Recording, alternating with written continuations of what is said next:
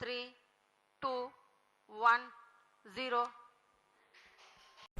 विज्ञान ने इंसान को खुश होने के कई मौके दिए हैं।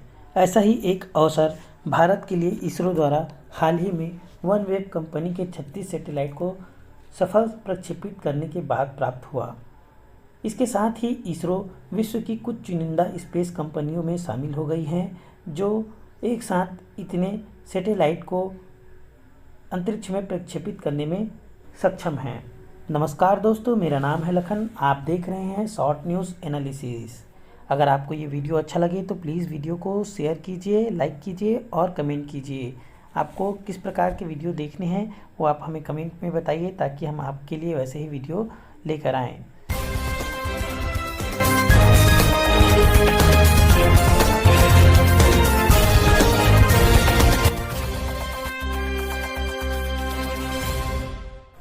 दोस्तों, इसरो ने अपने हालिया लॉन्च में LVM-3 रॉकेट से 36 वनवेव उपग्रहों को पृथ्वी के लोअर अर्थ ऑर्बिट में स्थापित किया।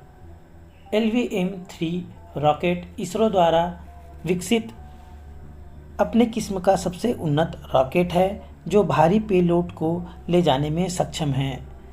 इस रॉकेट की सहायता से इसरो ने वनवेव नामक एक प्राइवेट कंपनी के लिए 36 उपग्रहों का एक साथ सफल प्रक्षेपण किया है।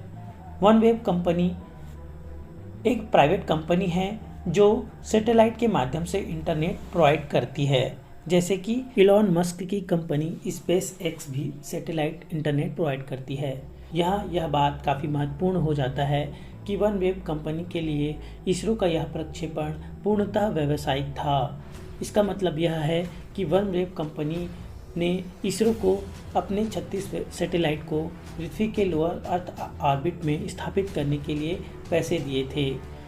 इसरो का वनवेव कंपनी के लिए यह दूसरा लॉन्च था।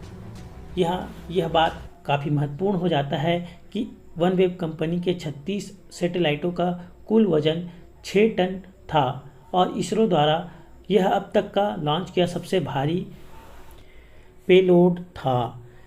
ऐसे भारी पेलोड को अंतरिक्ष में स्थापित करने की क्षमता विश्व के कुछ चुनिंदा देशों के पास ही है।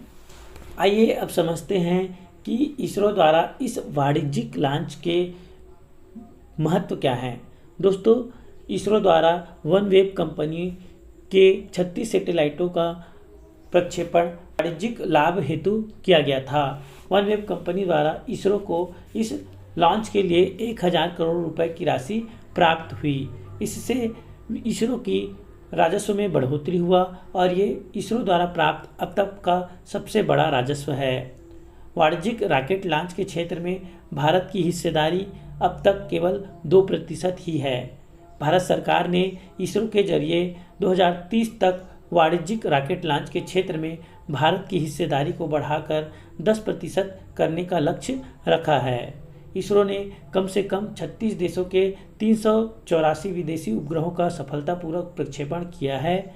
संसदीय समिति द्वारा प्रस्तुत रिपोर्ट में बतलाया गया है कि 2020-21 में इसरो द्वारा कुल 1731 करोड़ रुपए वाणिज्यिक लॉन्च से प्राप्त किए गए थे, जिसके बढ़कर 2023-24 में 3509 करोड़ रुपए होने की संभावना है। इस बढ़ते राजस्व के साथ इसरो एक स्वायत्त संस्था बनने के कगार पर है, जिसके साथ ही वो अपने आंतरिक कार्यों के लिए बजट के लिए भारत सरकार पर उसकी निर्भरता कम हो जाएगी। अब बात करते हैं वनवेव कंपनी की। वनवेव कंपनी यूके में स्थापित एक कंपनी है जिसके प्रमुख शेयर धारकों में यूके की सरकार के साथ भारत में भारतीय एयरटेल की संपत्ति शामिल है। वनवेव कंपनी लोअर अर्थ ऑर्बिट में 200 के करीब सैटेलाइट स्थापित करना चाहती है, जिससे high speed internet low latency rate पर प्राप्त हो सके। 200 सैटेलाइटों के सफलतापूर्वक स्थापना के पश्चात वे भारत सहित विश्व भर की ग्रामीण क्षेत्रों, पर्वतीय इलाकों में हाई स्पीड इंटरनेट की सुविधा प्रदान करते हुए स्पेस एक्स कंपनी को सीधी टक्कर देंगे। चलिए दोस्तों, अब बात करते हैं भारत के पास मौजूद रॉकेट प्रणालियों की। तो भारत में अभी तक 3 प्रकार की महत्वपूर्ण रॉकेट प्रणालियां मौजूद हैं। सबसे पहला और सफल जो रॉकेट प्रणाली है, जिसे हम लोग PSLV के नाम से जानते हैं, जिसका पूरा नाम पोलार सैटेलाइट लॉन्च व्हीकल है। इसका उपयोग इसरो द्वारा अब तक सबसे अधिक 54 बार किया गया है। दूसरा क्रम का जो रॉकेट है उसको बोला जाता है GSLV या मार्क 2। इसका पूरा नाम जियोसिंक्रोनस सैटेलाइट लॉन्च व्हीकल है। GSLV का अब तक 14 बार सफल प्रक्षेपण किया गया है। तीसरा और सबसे महत्वपूर्ण जो रॉकेट प्रणाली है उसका नाम है लॉन्च व्हीकल मार्क 3 LVM-3।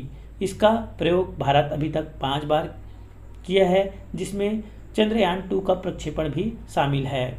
इसके अलावा हाल ही में इसरो द्वारा एक नए किस्म का रॉकेट लॉन्चिंग प्रणाली विकसित किया जा रहा है, जिसे रीयूजेबल लॉन्च व्हीकल कहा जाता है। अभी तक हम लोगों ने जिन 3 प्रणालियों को देखा है वे एक बार अंतरिक्ष में प्रक्षेपित करने के बाद पुनः पृथ्वी पर वापस नहीं आते हैं, लेकिन RLV रीयूजेबल लॉन्च व्हीकल प्रक्षेपित करने के बाद इसका जो मुख्य पार्ट है वो पृथ्वी पर पुनः वापस आ सकेगा, जिससे इसरो को लाभ होगा। दोस्तों, अब बात करते हैं हम लोग LMV-3 रॉकेट की विशेषताओं के बारे से। तो LMV-3 रॉकेट जो है वो भारी सैटेलाइट को अंतरिक्ष में स्थापित करने के लिए प्रयोग किया जाता है। इस रॉकेट में जो इसका कुल वजन होता है, इसका केवल 2 से 3% ही वजन ही पेलोड का होता है। अर्थात इसका जो सैटेलाइट का वजन है वो केवल 2 से 3% होता है। इसके बाद जो वजन होता है रॉकेट का वो पूरा ईंधन में खर्च होता है। अभी इसरो द्वारा जो रॉकेट लॉन्च किया गया था, इसका कुल वजन लगभग 640 टन था, जिसके द्वारा 6 टन के सैटेलाइट को अंतरिक्ष में स्थापित किया गया। हालांकि इस रॉकेट का लोअर अर्थ ऑर्बिट में सैटेलाइट स्थापित करने की क्षमता लगभग 8 टन का होता है। वहीं जियो स्टेशनरी ऑर्बिट, जो कि पृथ्वी की सतह से 35,000 किलोमीटर की ऊंचाई पर होता है, वहां पर ये 4 टन तक का वजन जो है ले जा सकता है। ठीक है, तो दोस्तों ये था आज का शॉर्ट न्यूज़ एनालिसिस। अगर आपको ये वीडियो अच्छा लगा हो तो प्लीज़ अपने दोस्तों के साथ शेयर कीजिए। चैनल को सब्सक्राइब करना मत भूलिएगा। मिलते हैं अगले वीडियो में, तब तक के लिए धन्यवाद।